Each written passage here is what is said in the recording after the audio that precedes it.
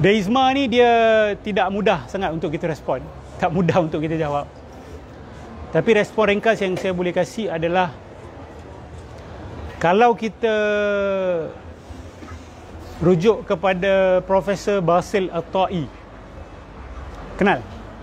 Basil At-Ta'i ni pakar fizik lah. Dia murid Stephen Hawking juga tu. Dia sempat jumpa Stephen Hawking.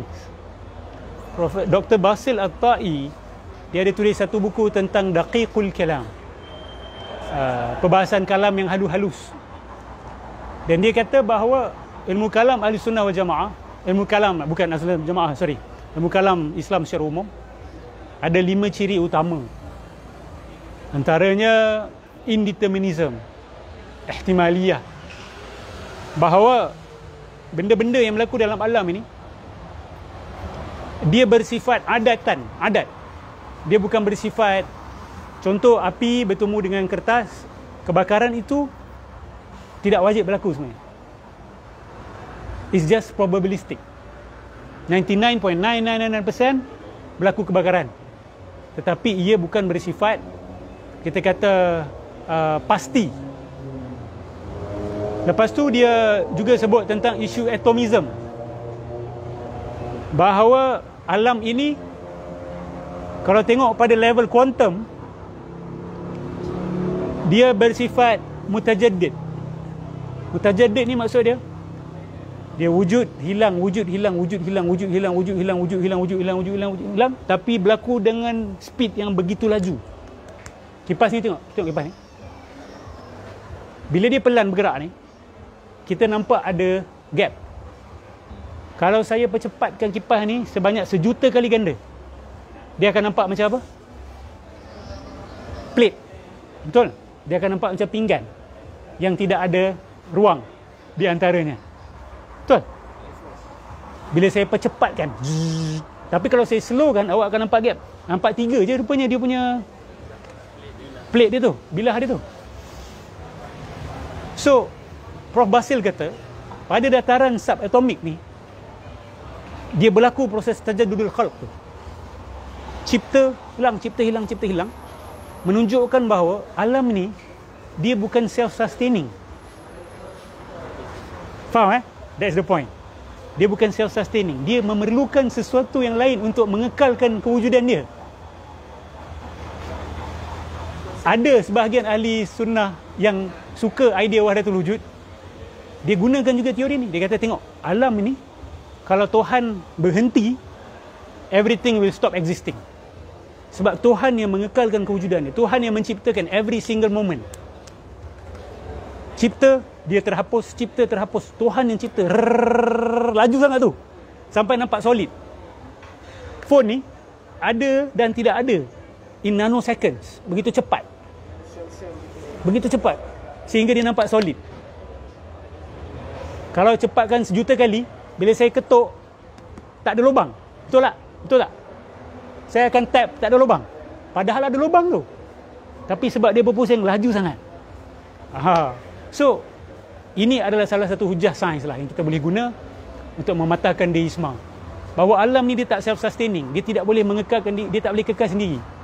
Dia memerlukan sesuatu selain diri dia untuk stay existing. Untuk terus wujud. Sebab tu, apa kita kata, Allah ni bersifat apa? Allahumma salli ala Muhammad.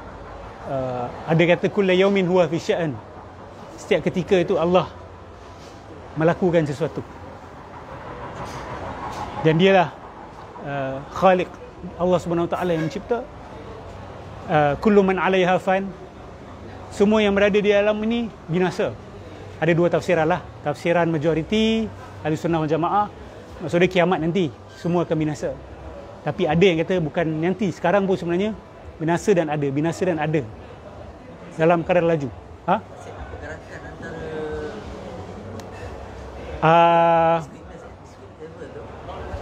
pergerakan tu dia ada satu masa yang yes. Saya lupa apa dia punya dia ada. Yes, it is occasionalism, tapi gap tu dia ada nama dia. Bila makan. Saya tak ingat apa. So interesting bila kita bahas isu-isu ni, dia akan masuk isu time and space. Apa itu hakikat waktu? Apa itu hakikat ruang? Ruang. Apa ni sebenarnya? Time ni pula apa? Pergerakan waktu ni. Ulama kalam kita bahas benda ni. Kata bahawa time ni hanyalah satu yang mutawahim. Dia adalah satu benda yang hanya wujud di dalam minda kita saja. Di luar tak ada waktu. Macam mana tu? In reality, time doesn't exist. Time only exists in the mind. Ruang macam mana pula? Ini bahasan menarik ni sebenarnya. Tapi siapa yang ada latar belakang fizik, dia akan enjoy more sebenarnya.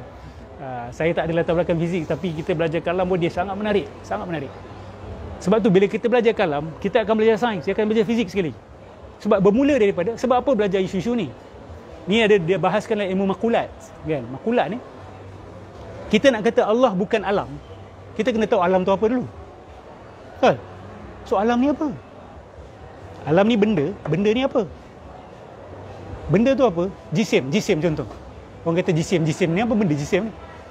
Jisim ni adalah sesuatu yang ada 3 dimensi. Asy'ariyah kata 2 dimensi bukan jisim. 2 dimensi bukan jisim. Jisim mesti ada 3 dimensi. Dimensi panjang, lebar dan dalam. Itu yang dipanggil sebagai matter. Kita kata something material, something yang in a form of 3D, 3-dimensional. Lepas tu baru boleh. Sebab tu kita nafikan Tuhan berjisim. Sebab kita kata alam ni jisim. Alam ini dia jisim. So kalau kita kata laisa kamitsli syai', tidak ada yang macam Allah, tak bolehlah alam ni jisim, Allah pun jisim juga. Allah 3-dimensional pula.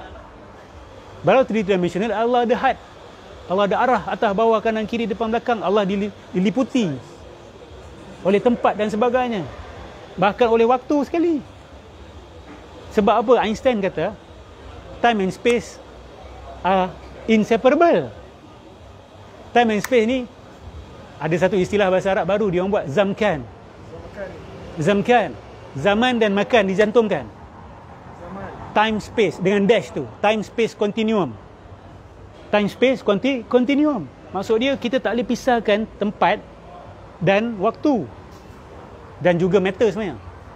If there's no matter, there's no time, there's no space. If there's no space, there's no matter, there's no time. Ini 3 benda ni dia sebenarnya integral. Sebab tu kalau kata benda tu material, dia berjisim, dia mesti bertempat, dia mesti berwaktu. Sebab tu bila Asy'ariyah menafikan bahawa Tuhan berjisim, Asy'ariyah kata juga apa? Tuhan tidak wujud, tidak bertempat dan tidak diliputi oleh waktu. Tapi perbahasan ni saya sebenarnya tak suka buka. Sebab apa? Nanti berlaku konflik pula. Ada pihak kata Allah wujud bertempat, kan? Allah wujud di atas langit. Saya ulang lagi sekali, saya tak ada masalah orang yang kata Allah mawjud Allah fis sama. Saya tak ada masalah. Allah alal arsh khaliq bismillah, ana setuju dengan entah. Dia menjadi masalah apabila orang nak perincian. That is the cause of the problem. So tu Imam Malik kata apa? Soal anhu bid'ah. Soalan kau ni tentang istiwa Allah atas arash itu bid'ah. Sebab soalan itu yang membuka pintu. Kalau tak tanya, perbezaan di dalam minda para ulama tak terkeluar. Bila ditanya baru mula terkeluar perbezaan. Yang ini kata kita kena nafikan arah, yang ini kata tak payah cerita benda-benda macam ni. Bermula. Itu nantilah kita cerita sejarah kalam pula.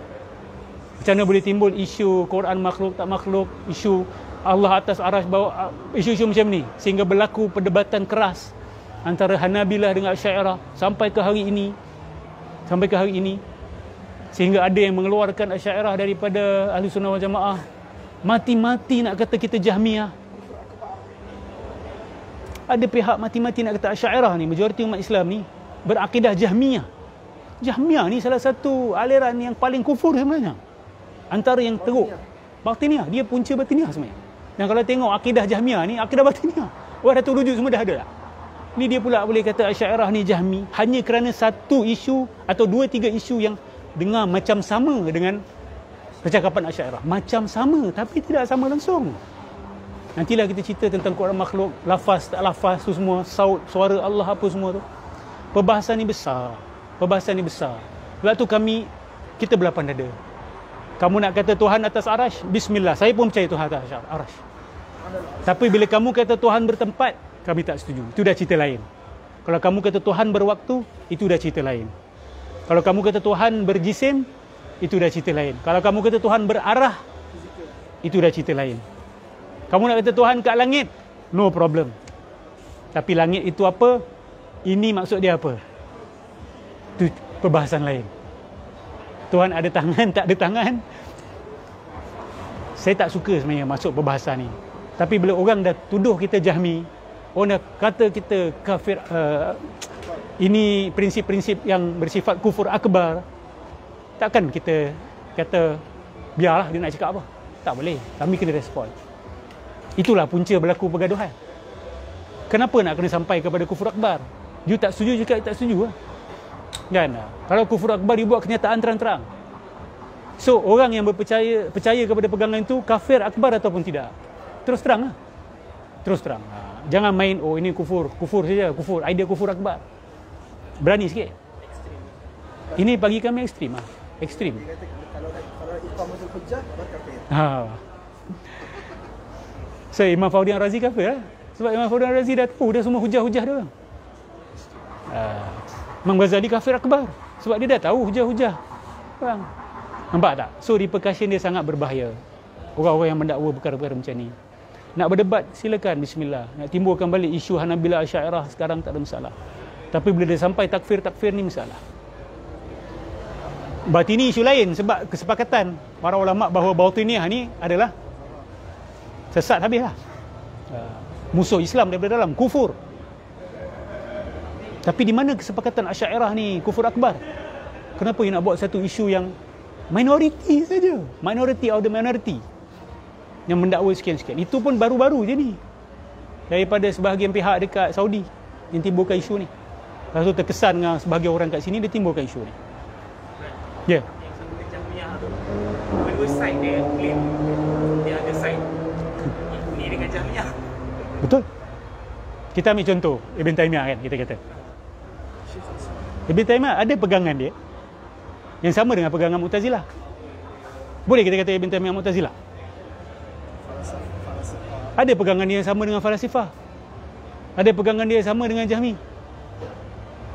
Ada pegangan dia yang sama dengan aliran-aliran lain. So tak adil lah kalau kami kata Ibn Taymiyah ni Mu'tazilah lah. Contoh, dia kata Qidam Naw'i tu ada aliran lain yang bawa, bukan ahli sunnah yang bawa. So nak kata dia apa? So kita kena adil lah. Kita kena adil. Dan kita kena lihat perincian perbezaan. Sebahagian ahli sunnah kata Quran ini lafzi bil Quran ni. Lafaz aku dan Quran tu makhluk. Walaupun ulama tak suka percakapan-percakapan macam itu. Tapi sebab ditekan oleh tamadun-tamadun yang baru masuk Islam ni, diorang ada kefahaman agama diorang yang silam. Contoh Kristian masuk Islam. Quran kata Jesus kalimatuhu ni, the word of God. The word of God ni makhluk ke tak makhluk? Kalau kamu kata the word of God itu makhluk, bukan makhluk, maka Jesus makhluk ke bukan makhluk? Nampak tak? Itu antara isu utama yang timbul tau. Hakikat Jesus Christ ni. He is the word of God. Dia makhluk ke bukan makhluk? Kalau kamu kata dia makhluk, maka Quran kamu makhluk. Sebab Quran kamu also the word of God. Kalau kamu kata dia bukan makhluk, nampak tak? Nampak tak? Jadi nak tak nak, ulama kita kena bangkit respon. Tak boleh kata Quran sunnah je. Tak boleh. You can say that, but you will appear defeated. Betul tak? Orang akan kata, oh kalah ni, dia kalah hujah dah ni. Sebab tu dia lari. Sebab tu Imam Ahmad bangkit, Imam Abdul Hasan Al-Asy'ari bangkit untuk respon kepada aliran-aliran yang ini. Dan diorang berhujah dengan ilmu falsafah, berhujah dengan kalam. Paling tidak pun dia faham ilmu diorang. So, soalan apa tadi you tanya? You tanya soalan tadi kan? So, macam contoh, ada orang kata, alah ustaz entah pun buat benda sama, entah kata Ibn Arabi Batini. Kan? Sedangkan ada perbezaan antara Ibn Arabi dan Batini. Bukan jauh. Kita kata bahawa Ibn Arabi Batini bukan atas satu dua sebab saja. Wallahi saya takkan berani buat bekerja gila hanya dengan satu dua ciri sama dengan batiniah kita kata dia batiniah. Tak. Kami kata dia cukup sifat, semua sifat batiniah ada pada dia. Semua, bukan 1, 2, 3, 4, 5. Semua ciri batiniah yang utama ada pada Ibn Arabi. Faham So jangan samakan. Jangan samakan. Wallahu a'lam. Alright, Rahim kata string teori kata ada 10 dimensi. String teori kata ada 10 dimensi ya. Subhanallah. Dimensi tidak perlu kenapa kena ada had, betul tak? Akal kita tidak memustahilkan pun. 10 dimensional, 11 dimensional. Boleh kita bayangkan ke? Panjang, lebar dan dalam. Boleh kita tambah lagi satu dimensi. Macam mana? Selain atas, bawah, depan, belakang, kanan, kiri. Arah apa lagi yang kita... Makhluk yang bersifat dua dimensi, dia boleh faham tak atas bawah tu apa? Makhluk yang bersifat dua dimensi, kalau awak berborak dengan dia, awak kata langit ke atas, atas tu apa benda? Dia faham tak atas tu apa? Makhluk dua dimensi. Tak, dia bergerak gini je. Ini saja yang wujud bagi dia. Dia tak ada ni, tak ada ni. Tapi kita faham sebab kita 3 dimensional. Makhluk yang 1 dimensi, dia faham ke kanan kiri tu apa? Dia takkan faham. So kita 3 dimensional, nak faham 4 dimensional pun dah susah dah. Apa lagi 5 dimensional, 6 dimensional. Tapi mustahil ke Allah cipta alam yang berbentuk 6 dimensional? Sudah tentu tidak. Kemungkinan ada, kemungkinan besar ada. Dan itu di luar gapaian akal kita. Dia tidak menyanggah akal, tapi dia di luar gapaian akal kita. Kira macam alien lah. Alien yang bersifat 2 dimensional, dia tak akan faham kita lah. Tapi makhluk 4 dimensional dia boleh faham 3 dimension. Betul tak? Makhluk yang atas dia boleh faham yang bawah. Yang bawah nak faham yang atas ni susah sikit.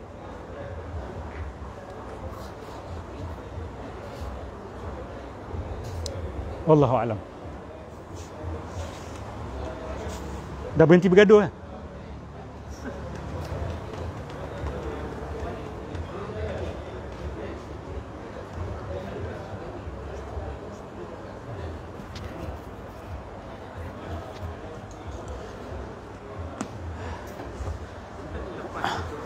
Tadi you nak tanya something tadi.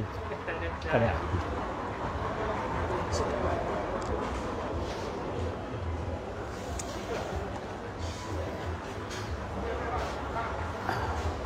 Wah, ada hidangan.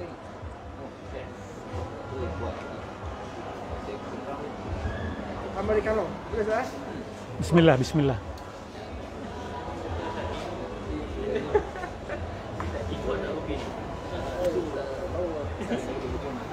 Tadi ada soalan pasal free will and predestination.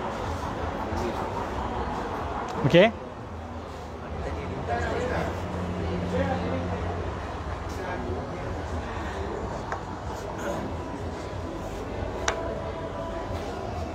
Siapa? Silakan pas.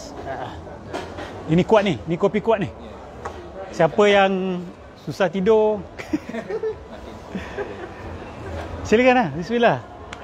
Masih bang.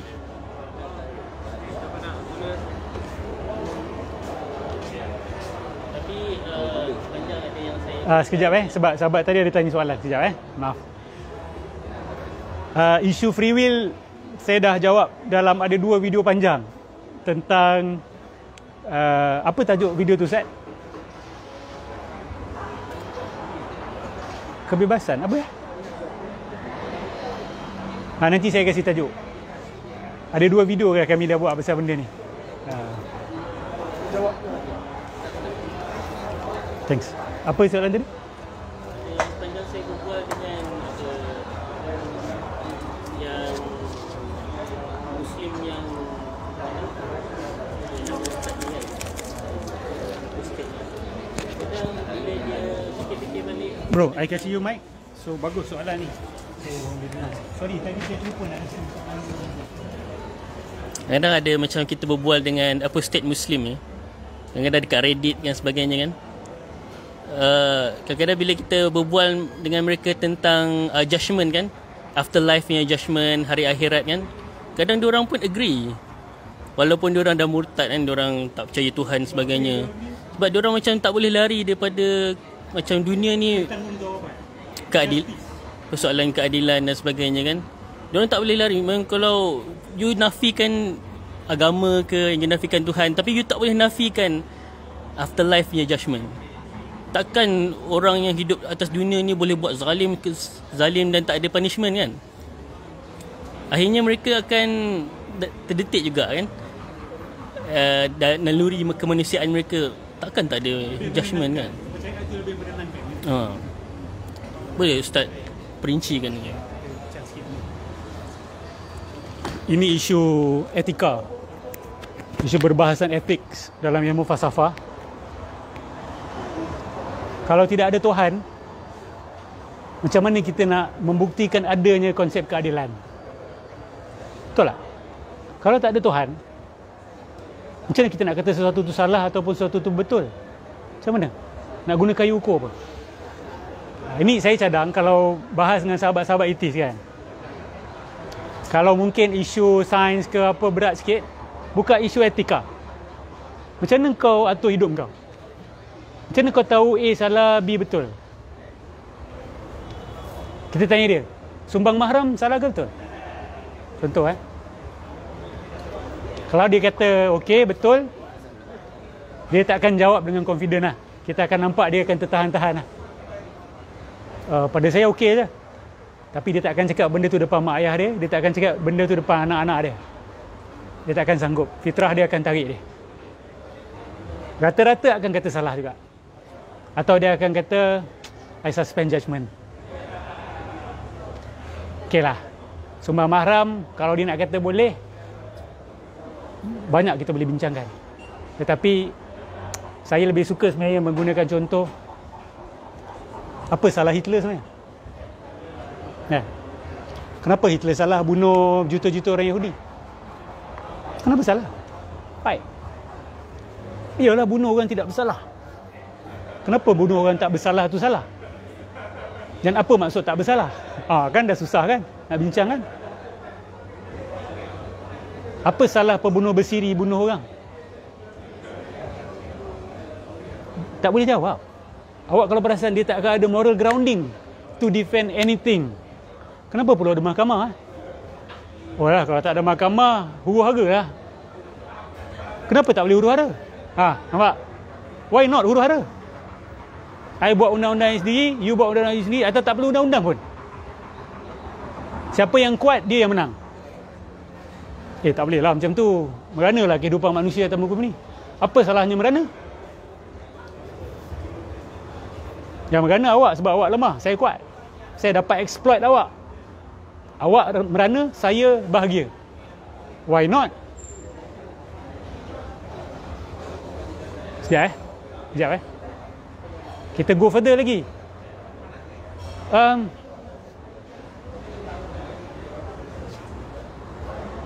Kenapa nak kena bahagia? Sebagai orang dah kata ni soalan gila ni. Ustaz Nur dah jadi gila ni. Ni bukan gila. Ini kita nak get to the root of things. Kepada akar masalah. Kenapa nak kena bahagia? Kenapa tak boleh sengsara? Sengsara je lah. Tak nak lah saya yang sengsara. Sebab tu kalau kita lihat, ganjaran dekat akhirat berakhir dengan apa? Sedap dan sakit. Betul? Sebab beyond sedap dan sakit, there's no argument anymore. Betul? Sebab tu akhirnya syurga neraka. Sedap dan sakit. Tak perlu bincang lagi. Kenapa kau tak nak sakit? Nak bincang lagi ke? Aku tak nak sakit sebab aku tak nak sakit lah. Tak perlu sebab pun. Dah tak ada sebab yang lebih bawah daripada sebab tu. Kenapa kau nak kebahagiaan? Apa punya bodoh soalan kau ni? Kan? Aku nak bahagia sebab aku nak bahagia. Aku tak perlu kasih sebab kenapa aku nak kena bahagia. Kenapa nak masuk syurga? Aku nak sedap lah. Aku nak best. Aku nak seronok. Aku nak manis. Kenapa? Orang bodoh je akan tanya soalan kenapa. We just are. Itu soalan dia. We just are. We are just like that. Kan? So kalau dia tak percaya akhirat, tak percaya syurga neraka, apa salahnya kepada apa-apa saja dan apa betul, apa salah? Tak ada betul, tak ada salah lah. Dia akan setuju tak dengan kehidupan yang macam tu? Dia akan setuju tak dengan aturan masyarakat yang sebegitu? Tak ada etis yang akan setuju kecuali etis yang radikal lah. Ada sebahagian etis dia kata, why should we even live in a community? Sebab tu dia tinggalkan masyarakat, tinggal dalam hutan seorang-seorang. Tinggal dalam hutan. Tapi dekat hutan pun kita tanya, kenapa kau makan dan minum? Sebab aku nak hidup. Kenapa? Kenapa tak mati je? So akhirnya jawapan dia apa? It's just is. Sebab survival instinct tu ada dalam jiwa aku. Mana datang survival instinct ni? Untuk tujuan apa, bro? Survival instinct ni untuk apa? Daripada mana datang survival instinct ni? Kalau kami orang agama, kami tahu kenapa ada survival instinct. Sebab Tuhan nak jadikan kami khalifah. Kalau khalifah tak nak hidup, masalah ha? Khalifah kena ada survival instinct to continue on living. Sebab dia akan uruskan. Betul? Kenapa kamu kena teruskan kehidupan? Sebab tu kadar bunuh diri paling tinggi dalam dunia adalah di kalangan atheist. Ini fakta. Yes, globally. Dan yang paling kurang teka siapa? Muslims. Alhamdulillah. Sakit mental pun sama kan? Itu anda tak ada statistik tu. Tapi kadar bunuh diri yang paling rendah adalah di kalangan orang Islam dalam dunia. Ada kata, Allah, itu negara-negara Islam ni tak tahu kompor data. Dia orang seleweng data. Tak. Sebab negara yang umat Islam minoriti pun bunuh diri paling rendah orang Islam. Maksud dia, contoh Singapura, dia nak bias buat apa? Sama juga. Yang paling rendah, Muslim. So, bukan bias. Sebab apa? Kita ada hukum bunuh diri. Haram. Kau bunuh diri, kemungkinan besar neraka tempat kau. Dengar macam kasar tu. Ya Allah, aku dah tak nak hidup. Allah kata, kena hidup juga. Tak boleh ambil nyawa sendiri. Kena hidup juga. Macam kasar kan, ada kan? Tapi sebab itu jugalah yang menghalang umat Islam dari bunuh diri. So, hukum hakam kita ni ada deterring effect. Haram. Nampak kasar, tapi rahmah. Berapa ramai orang yang terfikir nak bunuh diri, lepas 5 tahun dia bersyukur, ya Allah, saya baik aku tak bunuh diri. Betul tak? Cuba bayangkan dia terbunuh diri dia. So, balik pada soalan tu, atheism tidak ada dasar morality langsung. Tidak ada dasar untuk membuktikan sesuatu itu salah ataupun betul langsung. Apa akan jadi pada masyarakat seperti itu? Tidak ada benar, tidak ada salah. Akan bahagia ke tak bahagia? Dog eat dog world. Kita kata apa? Hukum belantara, kita kata.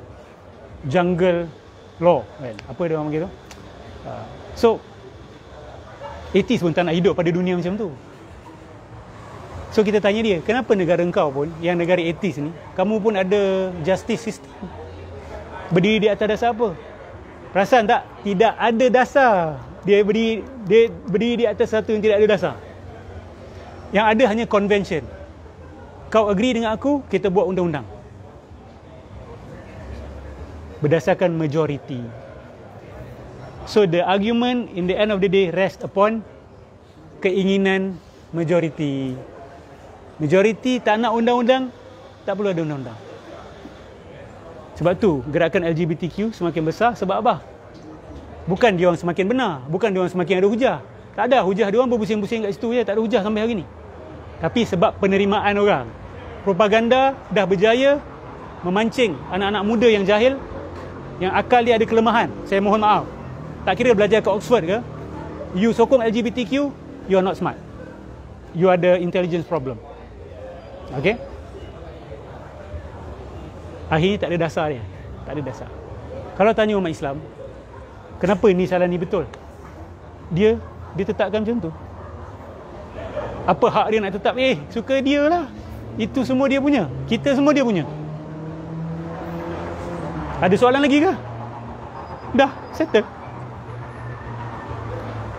La yus'alu amma yaf'al wa hum yus'alun.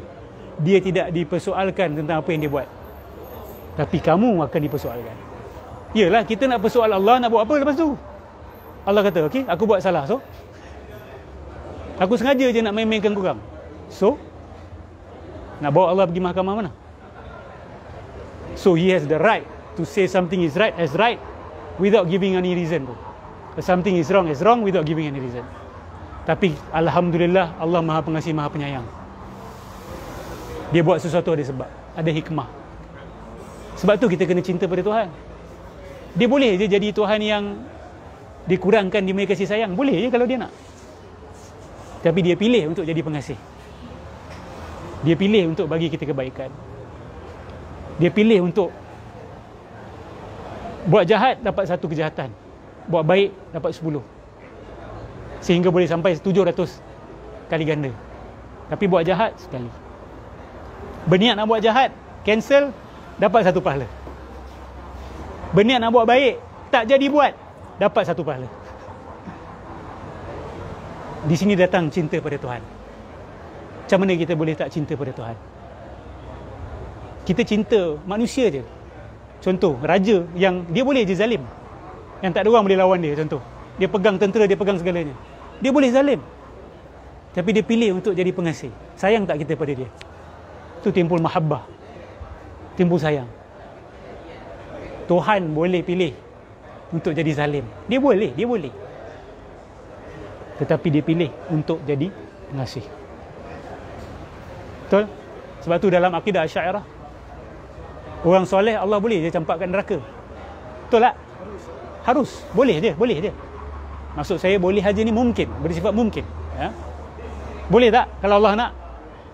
Boleh tak Allah nak letak Fir'aun masuk syurga? Kalau dia nak.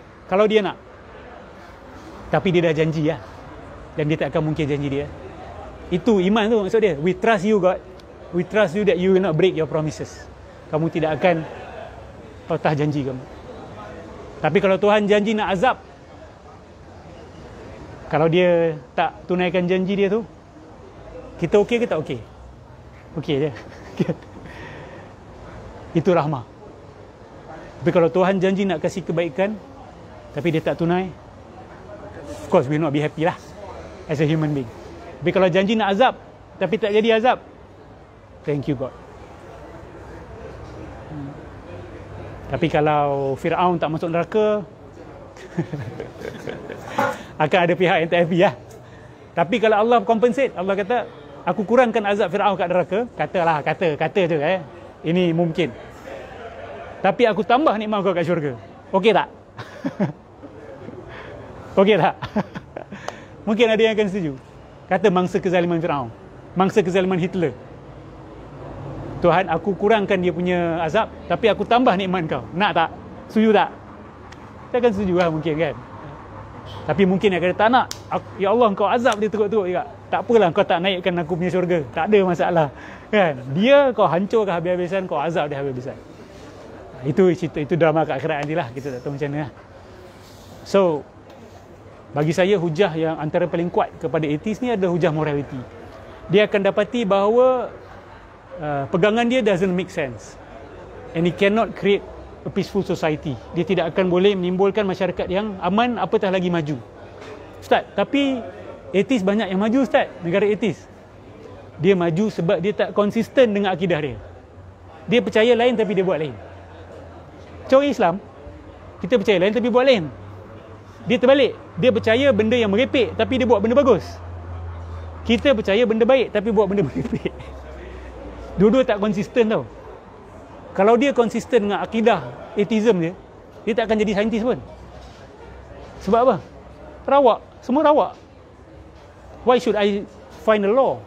Why should I study the laws of nature when the punca segala-galanya hanyalah kerawakan yang tidak bersebab dan tidak berpunca? Kenapa aku kena belajar sains? Saintis yang sebenar-benar jujur adalah saintis yang pasti beragama, yang bertuhan. Saintis yang tidak bertuhan, saintis yang tak konsisten. Macam orang Islam yang tak solat. Contoh. Dia percaya tapi tak konsisten. Atheist yang menjadi saintis, dia atheist yang tak konsisten. Canggah. Okey? Itu menjelaskan kenapa dia orang maju. Sebab dia pun actually they don't accept atheism 100% pun sebenarnya. Because you can't accept atheism 100%. It doesn't make sense. You can't run any society with atheism. Dia just orang yang frustrated dengan agama. Ini isu psikologi ya. Panggil misotheism. Kebencian pada Tuhan, kemarahan pada Tuhan. Sebab tak boleh menjelaskan kesengsaraan dalam dunia ni. Kita boleh faham, siapa yang pernah nampak kesengsaraan orang tersayang, awak akan rasa kenapa Tuhan buat macam ni. Paling tidak soalan tu akan timbul, betul? Dan tak salah pun. Tak salah pun, sebab kita ada akal dan kita ada rahmah. Kesian budak ni.